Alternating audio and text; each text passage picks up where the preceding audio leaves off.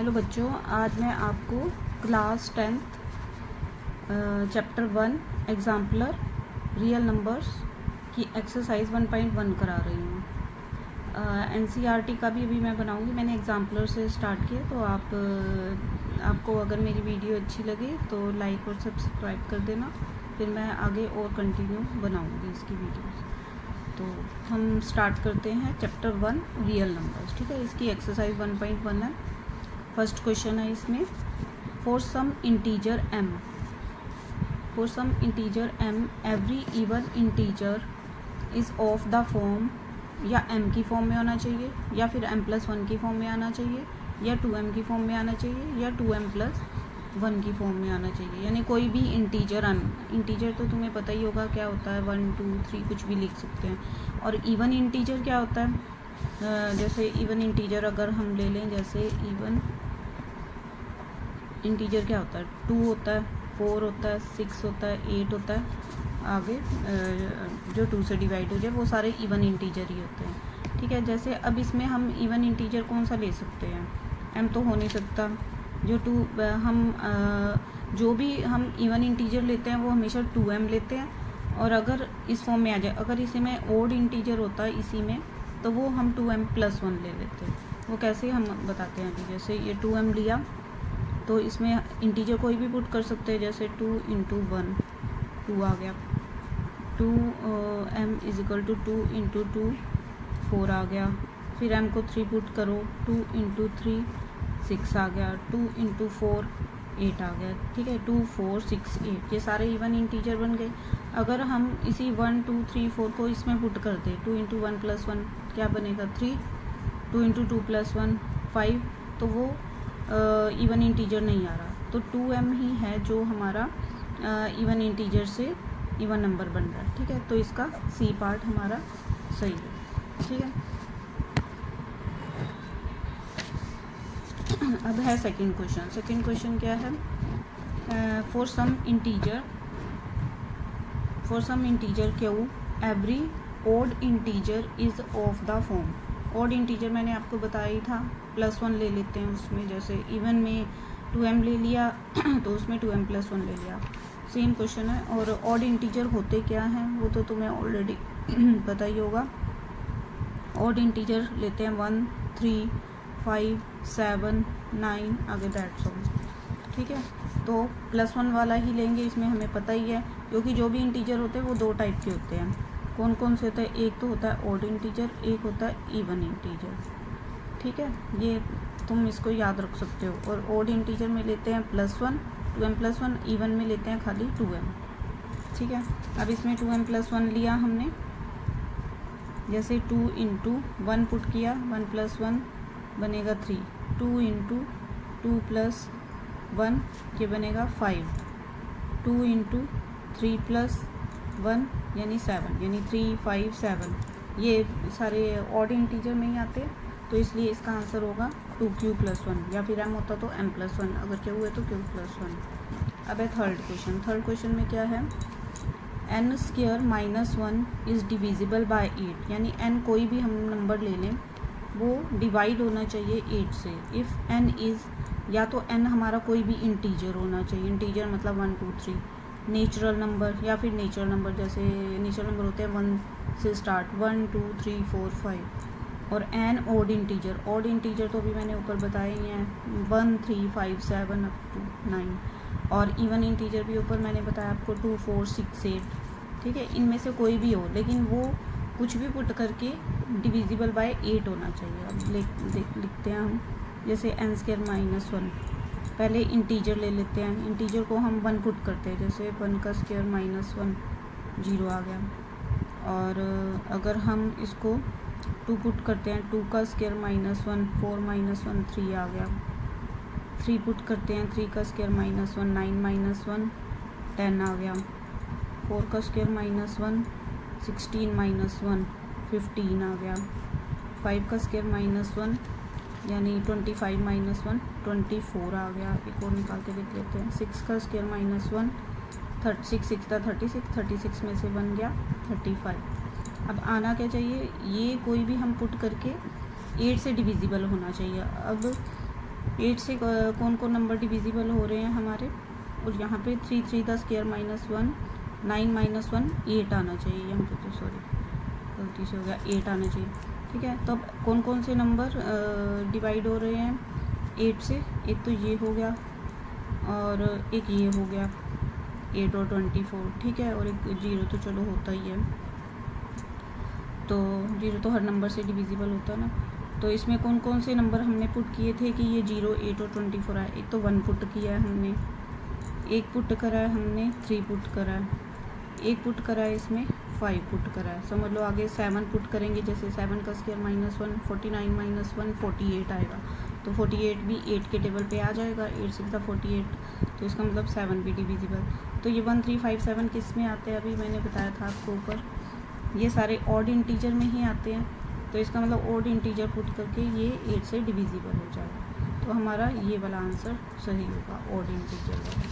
ठीक है, अब हम करेंगे क्वेश्चन नंबर 4 की स्टेटमेंट क्या है, if the HCF of 65 and 117 is expressible in the form 65m - 117 then the value of m। तब हमने m की वैल्यू निकालनी है। पहले हमें HCF निकालना पड़ेगा 65 और 117 का, वो तो तुम्हें वैसे छोटी क्लास में निकाला होगा, ये मैं फिर भी अगर जिसको नहीं आता एक बार निकाल के दिखाती हूँ। पहले 65 के फैक्टर बना लिए, इसमें कौन डिविजिबल होगा, जैसे किससे डिविजिबल होगा, 5 है तो 5 से होगा, 5 1 1, 5 3 15, 13 13 पे ही जाएगा 1 पे। इसी तरह 117 किस पे जाएगा, 3 पे चला जाएगा, 3 3 का 9, 3 9 का 27, 3 1 1, 3 3 का 30, और ये 13 पे।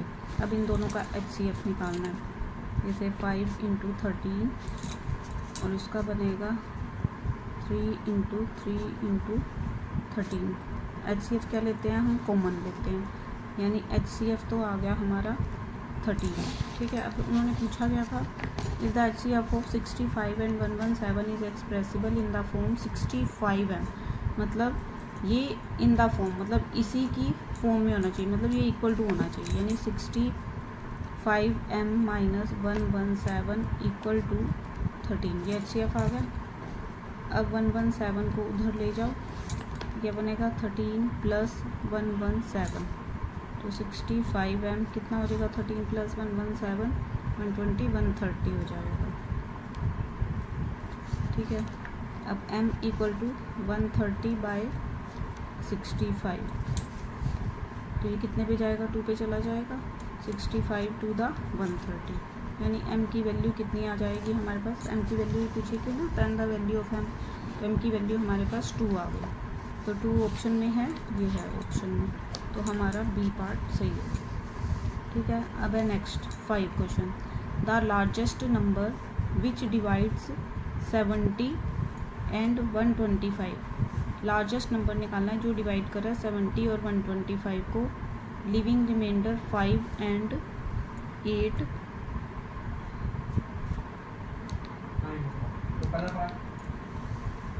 Living divide 70 and 125, leaving remainder 5 and 8 respectively is. ठीक है, जिसमें भी आ जाए ये लिविंग रिमाइंडर, पहले तो हम इसको करेंगे माइनस, यानी 70 में से 5 माइनस किए, फिर 125 में से 8 माइनस किए, 70 में से 5 माइनस किए 65, और 125 में से 8 माइनस किए, ये बनेगा 15 8 7 और 117। ठीक है, 65 और 117 का हमने ऊपर ऑलरेडी ही LCM निकाला था ना, कि 13 आया था, लेकिन हमें क्या चाहिए इसका लार्जेस्ट नंबर। लार्जेस्ट नंबर क्या होता है, जो हमारा लार्जेस्ट नंबर मतलब HCF होता है ना, हाँ, लार्जेस्ट नंबर क्या होता है HCF, तो HCF ही हो गया लार्जेस्ट नंबर, तो इसका मतलब क्या हो, 65 और 117 का हमने ऊपर निकाला ही था, HCF कितना आया था 13, तो इसका मतलब लार्जेस्ट नंबर इसका क्या बन गया 13 आंसर।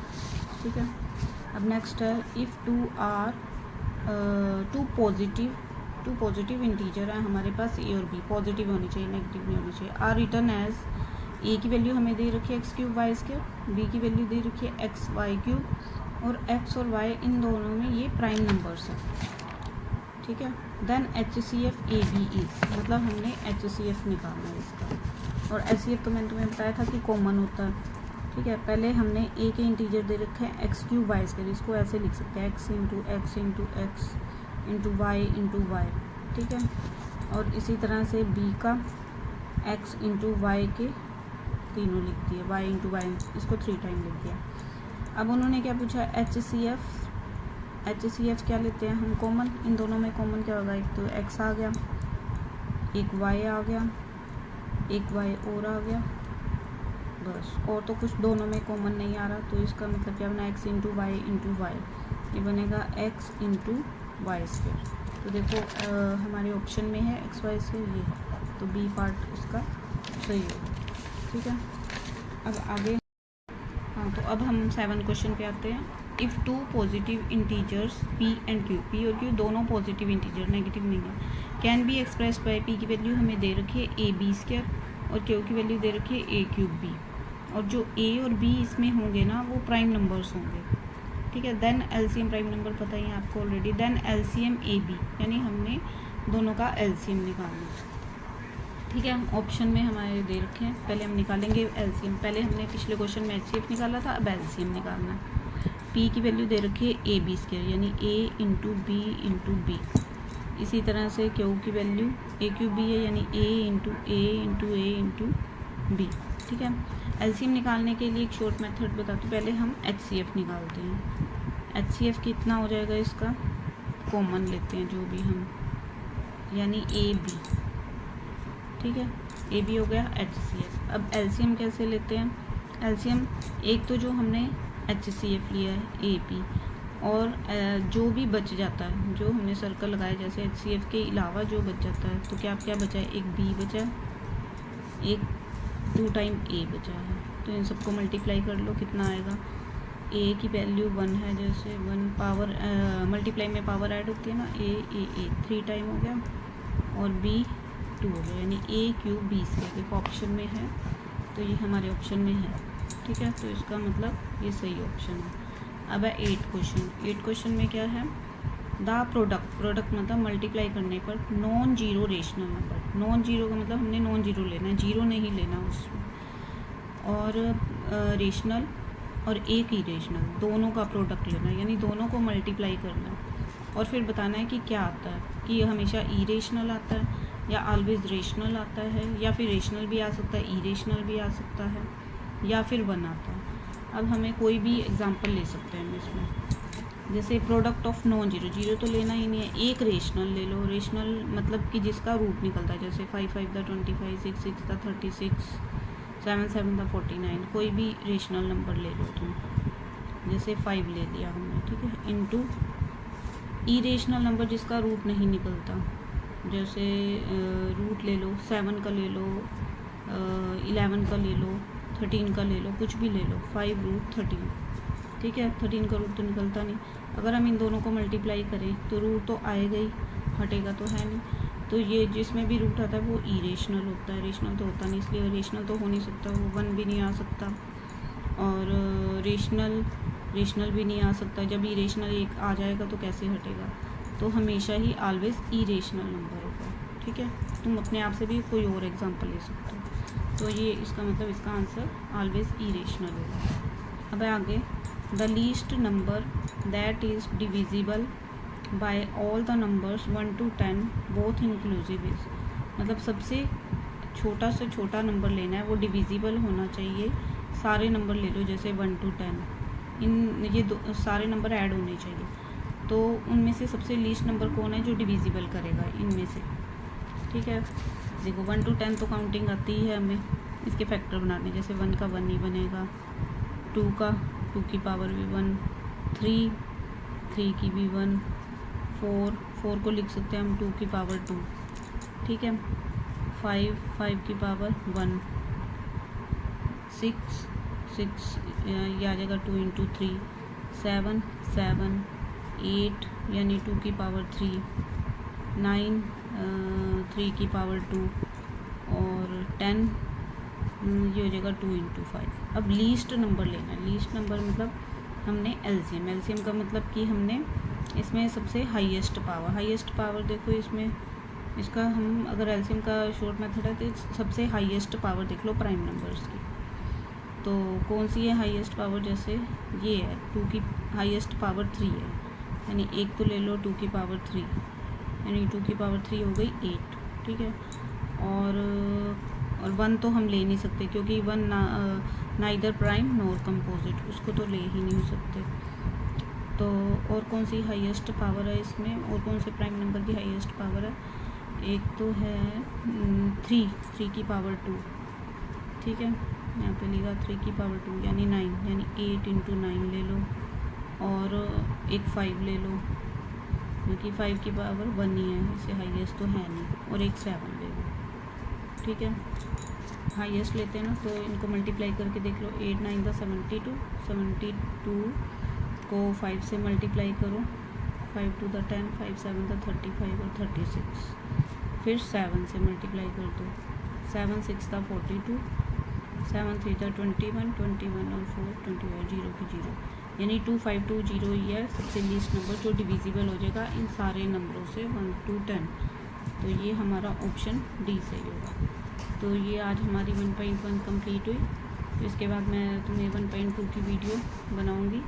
अगर आपको मेरी वीडियो समझ में आई हो तो आप लाइक शेयर और सब्सक्राइब करो। Thank you.